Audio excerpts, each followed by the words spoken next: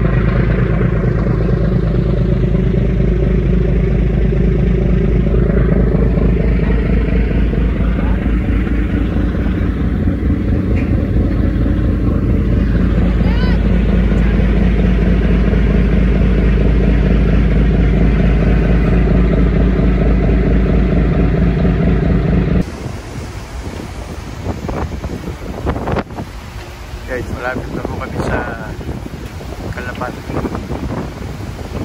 Oriental dito. Malapit na tumambos na. Dito na po yung mga bahay.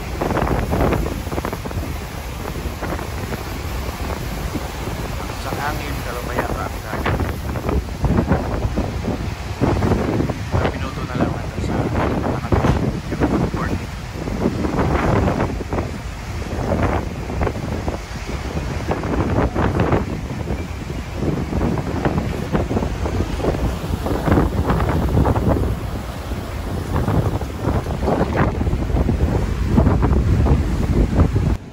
Guys, ganda tanghali. Dito ako ngayon sa Kapitolyo ng Oriental Mindoro.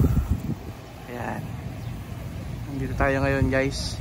At kinukunan natin yung compound ng kanilang Kapitolyo. Ang linis at ang ganda ng kanilang Kapitolyo dito. Ayan guys. First time ko dito.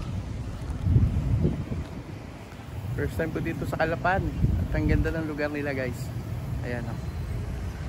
Medyo mainit nga lang. Pero sulit. Maganda dito. Ayan. Sulit po. Nasa downtown po tayo. Ng Calapan. Oriental Mindoro. Ayan o. So titignan naman natin. Itong parang may bago silang pasyalan. Kalagay Oriental Mindoro. Tignan natin kung ano ang tsura nito o anong meron dito. Lagi ko paggabi maganda dito. Yan guys, silipin muna natin. May fountain to. Yan, may fountain to. Ayan guys, oh, mukhang meron ditong program, may ginaganap na ano dito. Ayan oh, fountain yan sa gabi guys. Ang ganda ng lugar oh. Linis. Oh. Ang ganda, linis. Wow. I like Calapan. I love Calapan. Yun guys, oh. Salamat. At nakarating din tayo ng Mindoro dito sa Calapan. First time ko po at excited po ako sa mga nakita ko. Maraming salamat. God bless everyone. God bless us all and God bless Philippines.